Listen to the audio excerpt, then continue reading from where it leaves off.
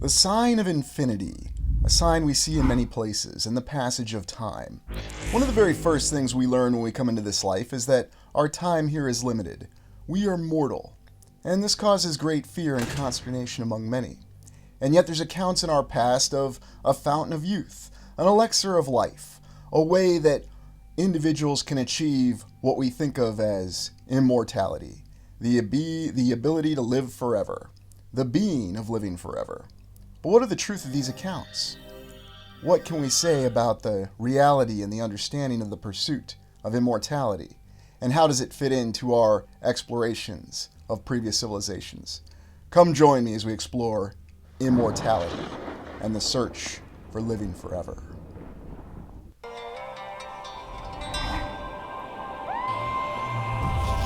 We begin by looking at accounts of life immortal legends. All the major religions across the land, and even the minor religions, have accounts of individuals who have extreme longevity. And in this particular colored glass, we're looking at the individual known as Methuselah, perhaps considered the longest-lived individual from the Bible. But he's not the only one. There are many others: Enoch, Noah, and countless others who lived to be for hundreds of years old. Now, if this is a true account, then why is it in the Bible? How does it compare to other accounts? Would you be surprised to know that every single religion has an account of individuals who lived long, hundreds of years, and even some religions with accounts of individuals that lived as long as millions of years? Now, of course, this doesn't make any sense in our modern civilization with its preferred scientific approach, and perhaps it doesn't. But I find it quite intriguing that those accounts do exist. And whether we're concerning ourselves with Methuselah or any of the others, the fact that there were once individuals who lived to be hundreds of years old. But what's the truth behind this? Is this an actual account of real history or events that truly happened? And who's to say who or what real history actually is? I'm always amazed at how much historical revisionism we tend to have, especially for events that occurred in the distant past. But whatever the truth of the fallacy behind that, we can even find an example in Star Trek the original series of the individual named Flint. In the episode Requiem for Methuselah, Kirk and the crew come across an individual who's lived for thousands of years, and he was from Earth.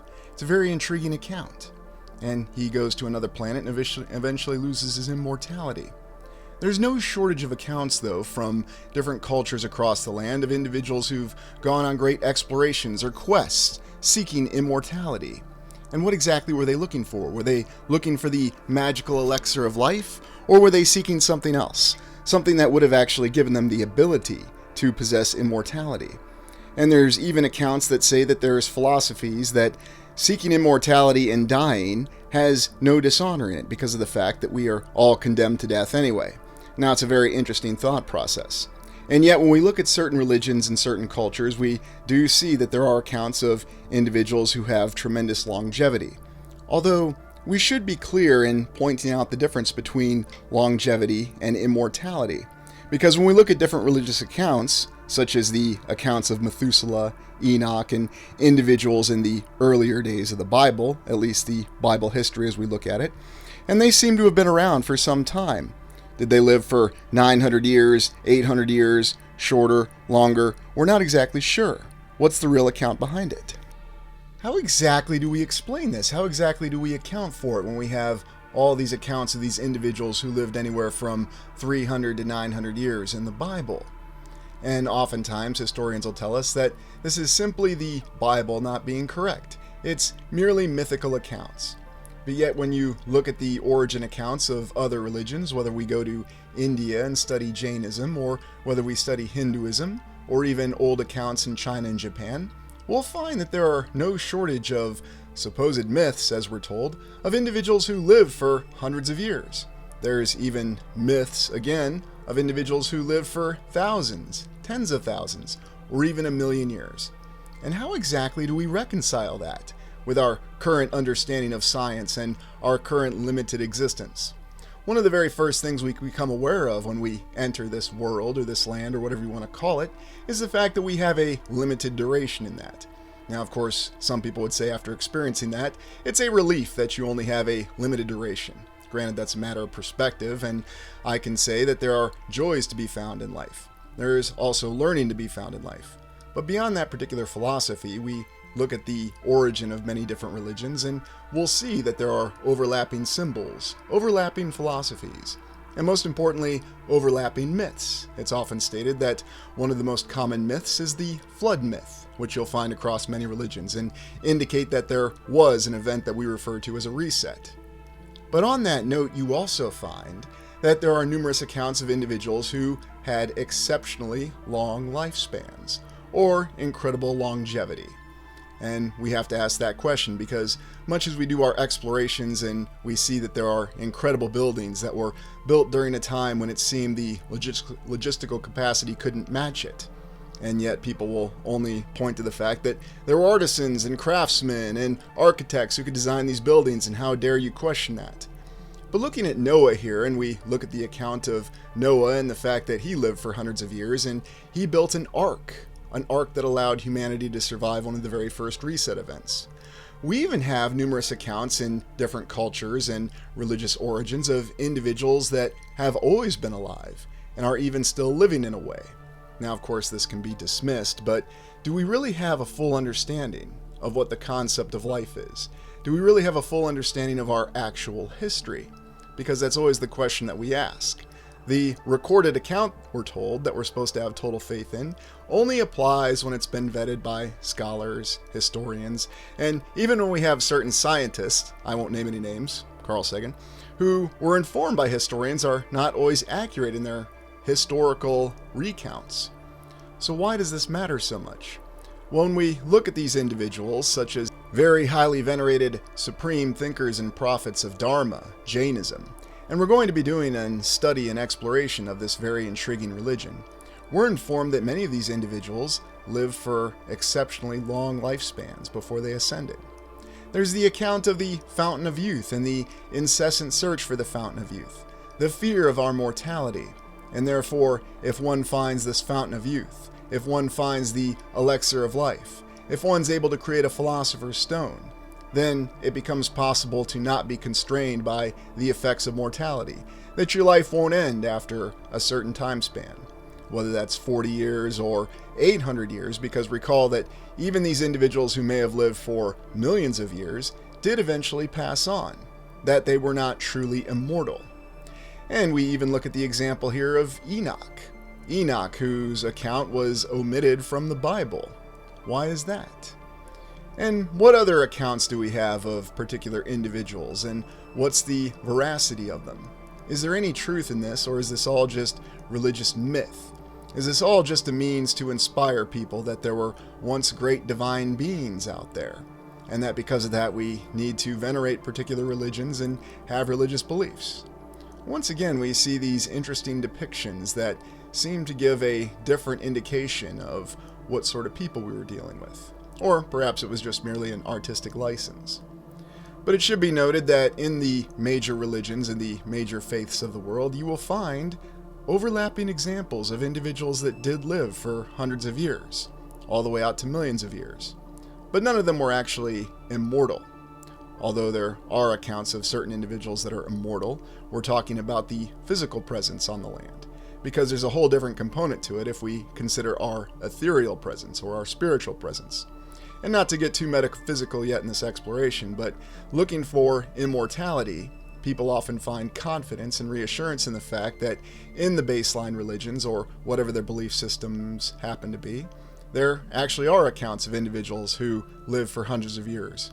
Or, in this particular case of the prophets of Jainism, we have an individual who lived for 8 million years. And we're going to be looking at this in detail. Because what does this really seem to say to us? Imagine if it is all historically accurate. And I'm not suggesting that it is, I'm just asking you to consider that it may be. Then what if what we're seeing is the actual account of humanity, the truth of it, is found, spread out, and hidden in different cultures and different religions across the land? You have accounts in some religions of individuals that live to be millions of years old. And then in different religions, you have accounts of individuals that live to be thousands of years old. And still others, primarily in the Bible, you'll have no shortage of individuals that live to be 100 years old or hundreds of years old. So what's the truth behind it? Well, perhaps it is different elements and different segments of truth that have been divided and hidden across cultures and across the lands. Think about that. How easy would it be to keep people from ever actually finding what the actual account is, if that were possible? And we consider the how to achieve immortality, and we look at the example of Saint Germain, stated to be the man who would not die, who had access to the magical elixir of life, or the Philosopher's Stone, depending on what your background and belief is. Did Saint Germain really exist? A count in Europe? How to be immortal? And that comes down to the big question that we all have. Everyone wants to find a way to be immortal in some way, shape, or form.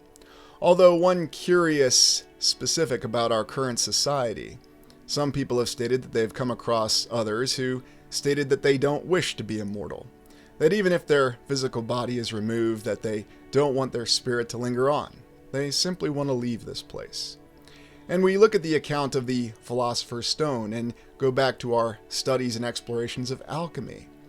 Is there an actual detail or an account of the possibility of achieving some sort of material, some sort of substance that would enable people to cheat death? And isn't it interesting that that terminology is used, cheat death, because we're informed and we believe beyond any shadow of a doubt that physical death is merely the natural way of things. And many belief systems do embrace it as the natural means that death is unavoidable. But what kind of death is it that's unavoidable? A physical death? A spiritual death? Both? What's really the difference? Why is it that in the baseline of many cultures, such as in China, there are no shortage of accounts of individuals that searched for the elixir of life, or the secret to immortality? And when we explore these particular areas, these regions, we'll be examining these accounts in more detail, because it seems to be that there are many overlapping details.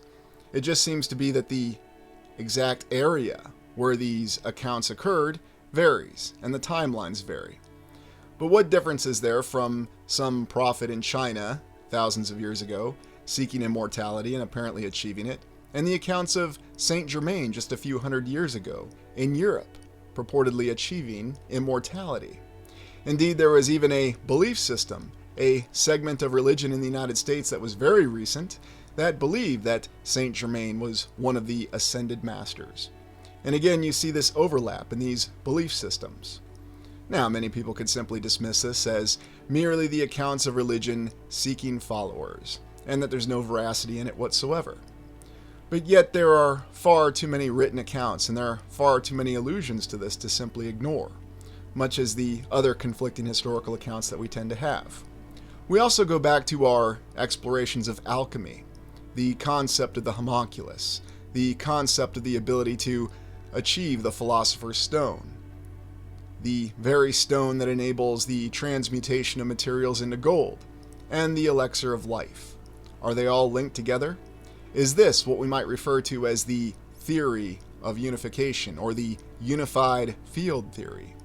It's stated that it's never actually been achieved in science, but what if there was some way that it was achieved in the past?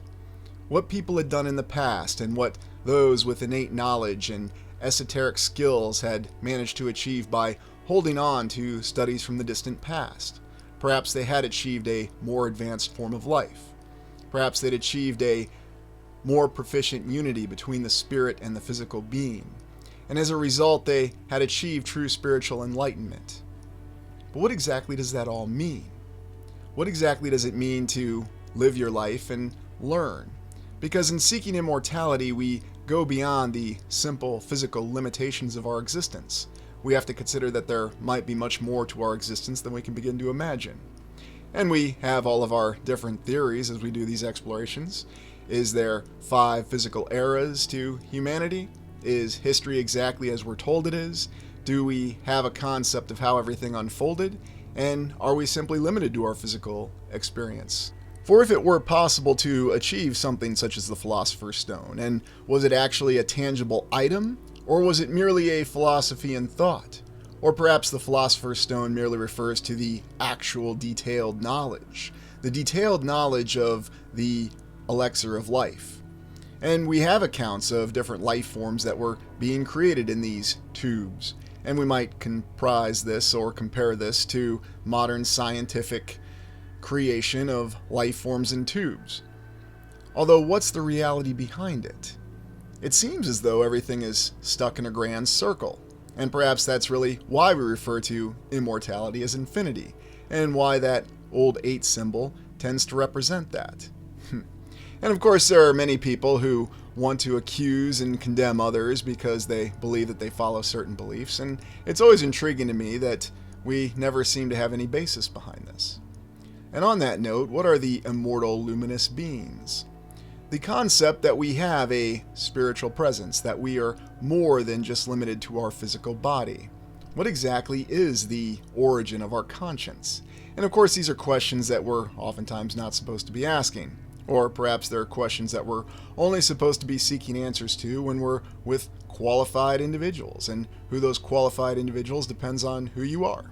Maybe you think it's a scientist, perhaps you think it's a doctor, or you believe it's some sort of priest or imam or some guru.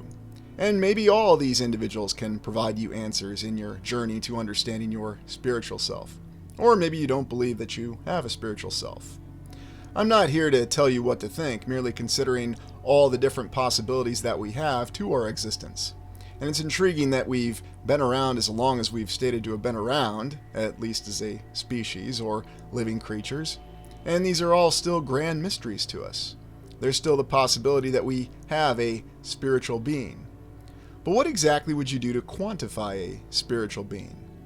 If you're simply limited to a physical existence and you're only here for a very limited duration of time, at least going off of our modern concepts of mortality, believing that we're only going to live for 60 to a maximum of 100 years, and maybe a few individuals can go longer and further than that, although, oddly enough, our mainstream constantly tells us that we are very limited in our physical lifespan. The longest anybody could hope to live, and that's if they live the quote-unquote perfect life of health, is maybe 120 years. You also look at the spiritual well-being of certain individuals, such as the depiction of King Baldwin IV, portrayed by Edward Norton in the film Kingdom of Heaven. And this was an individual who seemed to have tremendous spiritual strength, someone who, despite their unfortunate condition of being afflicted with leprosy, was a great leader and concerned themselves with others. And in the same film, we also see who their primary antagonist is, Salah ad-Din, who also had the exact same inclinations as Baldwin, who was also a deep spiritual thinker and cared about other people. Neither one of these individuals were depicted as being evil. In fact, they were depicted as being enlightened in this very intriguing film. It's almost hard for me to believe that this film was directed by the same individual that gave us Napoleon last year. But it is true. And it's a wonderful film, and I certainly recommend the director's cut of it if you want to see an example of individuals who seem to display extreme spiritual strength. You certainly have to say that Baldwin has it, given his physical condition. It does not prevent him from ascending. And now we consider the account of transhumanism, and perhaps this is seen as our modern scientific approach to reaching immortality. There is the belief that if human beings can integrate themselves with biomechanical components or artificial augmentation, that perhaps they could achieve immortality. However, there's no shortage of warnings, no shortage of various stories from science fiction and fantasy that give us indication in terms of how an entire society pursuing this goal can lead to very unfortunate and tragic results. It may seem as though it's inviting to some. You have to deal with pain every day in your physical body, and if you could augment it with artificial components, if you could achieve a true biomechanical integration, then perhaps you would no longer have to feel physical pain. Perhaps certain individuals who seek physical feats would no longer be limited. Imagine if you had an individual that could run a mile in under a minute and not be tired after doing that because of this biomechanical integration. And imagine tremendous feats of strength, no limitations on endurance. You could do anything and everything physically. But perhaps there's something to be said for having these limitations. And if you look at the many stories from the Dune universe, where you'll find the greatest warnings, or some of the greatest warnings, on the dangers of this biomechanical integration. In the Legends of Dune novel, we have the accounts of the Cymex, the Psymechs were originally human beings, and they decided to completely forego their physical human bodies and have their minds emplaced within machines, hence the term Psymech. And in the process of doing this, they managed to achieve an immortality of sorts. But in doing so, they also lost a lot of their humanity. They became corrupt and decided to lead their entire civilization into a form of hedonism, as one of the Psymechs had decided to give control to the ubiquitous servile machines within the Empire at that time. And according to the Dune story, eventually these servile machines developed their own intelligence and then took over the entire Empire. Now granted, there's many different forms of this, and I prefer the original Frank Herbert story, but regardless, it is a story of warning of what can happen to human beings if they decide to embrace this biomechanical integration without thought. Now, of course, there are no practical examples of this being achieved today, and we certainly see the warning from the other great science fiction franchise, Star Trek, concerning the Borg, an entire species devoted to biomechanical integration to achieve what they consider to be perfection. And what do you pay the price for this? The complete forfeiture of your humanity. Although it should be noted that Doctor Who depicted the same concept even before Star Trek did with the Cybermen. And of course, I'm talking about the Cybermen from Doctor Who in the 1980s, when they were this terrifying mechanical army. And the Cybermen also convert other life forms against their will to be Cybermen. And this was depicted in Doctor Who before Star Trek.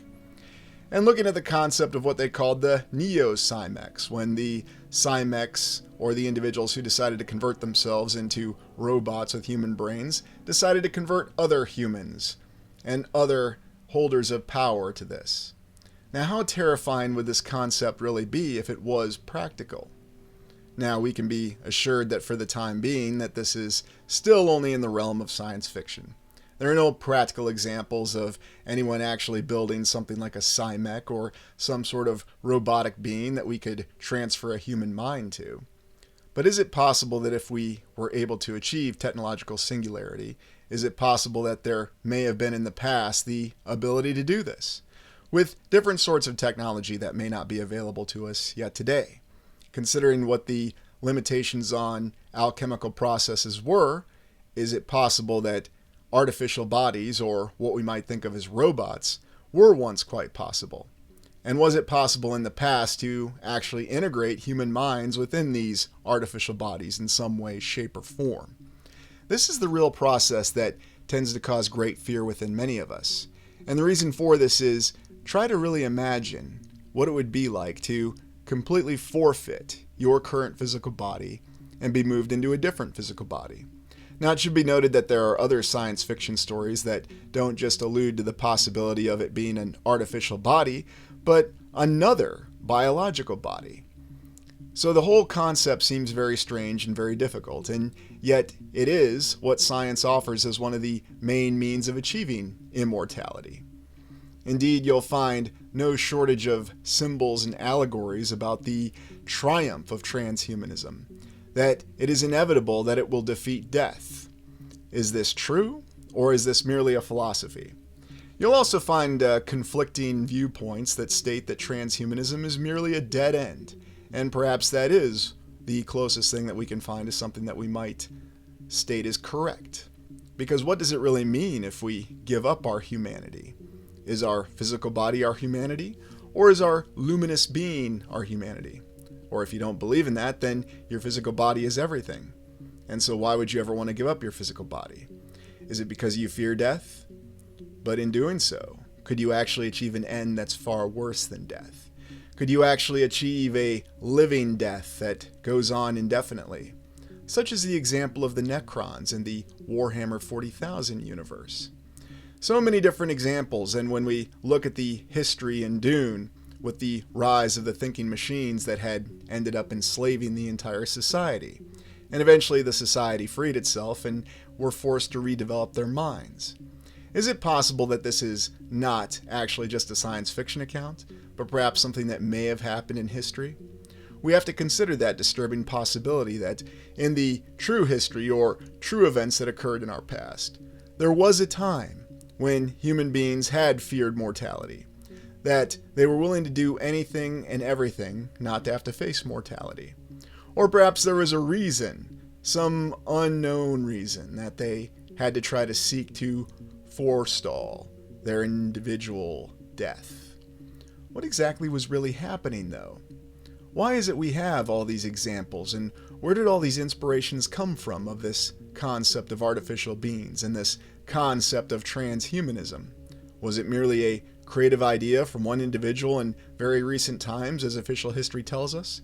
Or is it something that's always been in our subconscious mind, much like the knowledge of previous civilizations? It seems as though it's always been with us, that we've always had this fear of facing our mortality. We've always had this fear of looking within. And it's safe to say that there are many who don't want to look within. That it's easier to think of the concept of building an artificial body and transporting your mind to this artificial body through some unknown means. But if this had happened in the past, then what exactly did this do to the civilization at the time? Because one of the basic human principles that we're oftentimes experiencing, and we practice on this channel a lot, is our simple curiosity. And oftentimes other people will say that your simple curiosity is something that's absurd, and you already know all the answers to everything, so why are you searching for answers? You should just simply accept what you're told. Well, I think one of the most important elements of our existence is to search for answers. It is to explore, and even to consider the light and the dark aspects of our existence, and that includes what happened in the distant past. And why is it that there is this continuous obsession for achieving immortality? Would you be surprised to know that there are current think tanks, there's consortiums, and there's major corporations that work on achieving immortality to this day? That many financial resources and studies have been devoted for a long period of time to try to achieve greater longevity, and even the concept of immortality. The constant focus on things such as cryonics in the distant past, where if you were going to face a physical death from some disease or even simply living too long, that you could have your body frozen and potentially be revived in the distant future, when technology advanced to the point to where they could sustain your physical body indefinitely. But we also have to consider the warnings that may have occurred, that if we do practice transhumanism, if we do forfeit our physical bodies, what sort of difficult effects could that actually lead to? What would it really mean for our humanity if we were suddenly transformed into artificial creatures? Would we really lose our spiritual identity if we do in fact have it? Would we really lose that luminous being within us? Well, we look at the account of the Necrons from Warhammer 40,000, and we know that's exactly what happened to them. Is it possible that that's also something that happened in our past? That human beings desired to live much longer physical lives in the previous civilizations that we've studied and explored? Because it seems as though we have some hints that they may have achieved technological marvels that we have not come close to experiencing in our lifetime and in our present civilization. Yes, it's another account that in the past, the civilization that preceded us did far exceed us in their technological advancements. And if that is indeed the case, then it's a warning that we need to be aware of. There's also the account of the Highlander, and I wanted to call out the Highlander as it's one of the few intellectual properties where immortality is actually considered. Now, if you're not familiar with the Highlander universe, it's oftentimes remembered as one movie, with the statement there can be only one, and many unfortunate attempts to develop sequels that weren't exactly successful, and a TV series that was mainly successful due to the star's ability to actually make a great character. But the principle, or the main concept in the Highlander series, is it's a group of immortals who are silently and secretly going through human history. And they can only kill each other by beheading one another. So I guess you could say they're not fully immortal. But unless they face a physical death, they are going to be immortal. It should also be noted that in their lifetime, they won't be immortal unless they experience a violent death. Although this series is noted for constantly not exactly adhering to its continuity and coming up with different stories and plot lines. There's also the Highlander 2, considered one of the worst films ever made. And yet there was a lot of effort put into remaking this film. You had the original release called Highlander-2: The Quickening, and then Highlander-2: The Renegade Edition. And the reason I highlight that is Highlander 2 is one of the very few references you have to a distant civilization in the past that was more advanced to our present civilization. Of course, it would be put in the plot of what's considered to be the worst movie of all time. And so what does this search for immortality really mean to us? Is this what we see when we look at these incredible structures of this previous civilization? The fact that these structures still endure to this day? And is that really what life is? You're climbing up a rock or you're climbing up a tower as fast as you can, and you don't want to fall off. But yet we still have to climb higher and higher. And whether you see it as a rock face, a cliff, or a tower, that's the great analogy for life. You have to keep moving forward and you have to keep going higher. At least that's what we believe. And then when you get to the top, perhaps you've ascended to something. Perhaps you've achieved something. Is it possible that the search for immortality was the actual Doom of Tartaria? When we look at the 5 eras theory, we consider the eras of the civilizations that preceded ours. Now, granted, this is theoretical, and I've been asked many questions about how long each of these eras actually is. And the truth of the matter is, I have no idea. The only reason that this entire theory works is because of the fact that we have evidence of foundation structures of previous civilizations.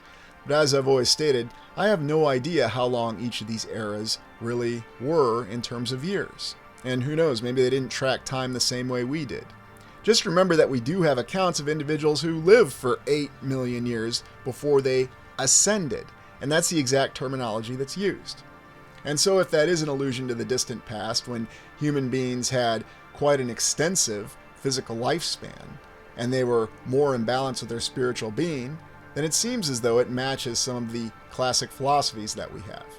And we are going to be examining each of the origin accounts of these very unique and interesting religions, and what they actually believe and why they believe it. Because it seems as though there are many details, and perhaps even facts, that are hidden across these accounts. Is it possible that what they're really alluding to is what happened in the more recent past? For example, the accounts of individuals in the Bible living for hundreds of years. Is that actually from the very civilization that directly preceded ours? And the accounts of individuals who lived for millions of years. Could these have been individuals that actually lived during the first era? Is that possible? And how would we actually perceive these individuals? We have the famous saying from author Arthur C. Clarke where he stated that advanced enough technology would seem to be spiritual. It would seem to be magic or the act of divine beings. Well, think about this.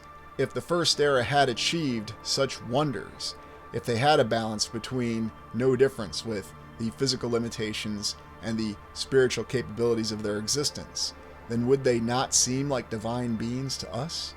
And is that exactly what they're perceived as? And we always have this account where between the resets or after the resets, and whether that reset is a flood, a plasma fire, or whatever, or something else in between, there's always accounts of individuals from the previous era that survive the reset and then come into the next era and then begin teaching and helping the people recover and achieve a new state of civilization. And you'll find overlapping accounts from multiple cultures as their origin story that is exactly what happened. Now, of course, official history will deride this and say that this is completely impossible, that what we have as our own understanding of history, even though we didn't witness those events, is exactly what happened, and that there's really no guesswork behind it, even though these are events that nobody witnessed. And keep in mind, it is a fact that there is nobody alive now who's witnessed events firsthand from 1850 to 1890, and this time frame is a lot more recent than we like to think. So is it the fact that we don't have any first-hand accounts? Does that mean that we should question this time frame? Or does that mean that we should just simply accept everything that we're told without question? Well, ultimately, it's up to you. But if you consider that possibility, if you consider that understanding of existence and how there was a transition, a shift in the limitations of physical life between each era, and you think about how this is also reflected in many religious texts, basically all the major religions across the land have the same origin story, and they have the same account of individuals living longer in the past, that there was greater longevity. Now, is it all just mythical accounts? Is it all just legend? Well, that's what will be assured by many mainstream sources to this day, or many official historians, scientists, and scholars. They will tell us that This is simply the product of myth, and this is simply the desire of individuals to impose a religious belief on other individuals by giving them something to aspire to. And there may be truth in that. However, it is interesting to me that the vast differences that we have between these religions and these cultures, they still have so many commonalities within them that we can't ignore it. And if we just look and focus on the commonalities, it seems to be giving us a very different account of our distant past. And while it may be controversial to question that, that's not going to stop us. It can't stop us, because we constantly have to search for what the real account is. And if we actually have these accounts of this distant past where there was once a people who in the first era may have lived for millions of years, or what we think of as millions of years, in the second era for hundreds of thousands of years, in the third era for thousands of years, and then in the fourth era for merely hundreds of years. What actually makes more sense? And you'll ask, well, how exactly did they do it? Well, if there is some truth to these accounts of the Philosopher's Stone, the elixir of life, maybe it did really exist in the past. And perhaps the practical implementation of it is not just simply the physical knowledge, but also having a true spiritual knowledge, because think on what kind of spiritual strength an individual would have to actually live for an extended duration of a lifespan. Indeed, in the Doctor Who episode, The Five Doctors, one of the objectives of the Doctors, or the alien species called the Time Lord, is to achieve immortality. And at the end of the series, they conclude that the immortality itself is a curse. That it's a curse to have to wander the land indefinitely. And it should be noted, though, that the accounts of extreme longevity in the distant past were just that. These individuals did not actually live forever. They just lived a much longer lifespan, but they still eventually moved on, passed on, transcended, ascended, however you want to say it. And that seems to be what we have for our account of the past. And that seems to be the account that overlaps in many different religions and different cultures. So think about how compelling it would really be to actually have a fourth era civilization where we had individuals that lived for hundreds of years. How much more could they achieve? How much more knowledge would they have? And how much more physical capability would they have? Is that exactly what explains the presence of these incredible structures that we explore every single day when we do our explorations? Because we know that we have limitations in our current lifespan. We know that we, at best, are going to live for a few decades, and maybe if you're lucky, you'll live for 100 years. But is it possible that time was perceived very differently in the distant past? Did we really have a previous civilization that was brought together from the ashes of the previous civilization? But with each passing time, the civilization grew more difficult. The lifespan of individuals within the civilization decreased with each successive civilization. Well, that's exactly what many mythical accounts inform us. And indeed, when you look at the 5 classical ages of Greece, that's exactly what they'll tell you. But what are your thoughts on these theories? And keep in mind, these are all just theories. Do you believe it's possible that previous civilizations had a greater lifespan? And is the search for immortality something that is worthwhile? Or is it merely a fool's quest? Something that some might actually consider a perversion of what's to be perceived as the natural order of life? Is it something to be aspired to? Or is it possible that it was the very search for immortality that brought about the downfall of the previous civilization? What do you think? Let me know in the comments. Thank you for joining me. Please like, comment, and subscribe.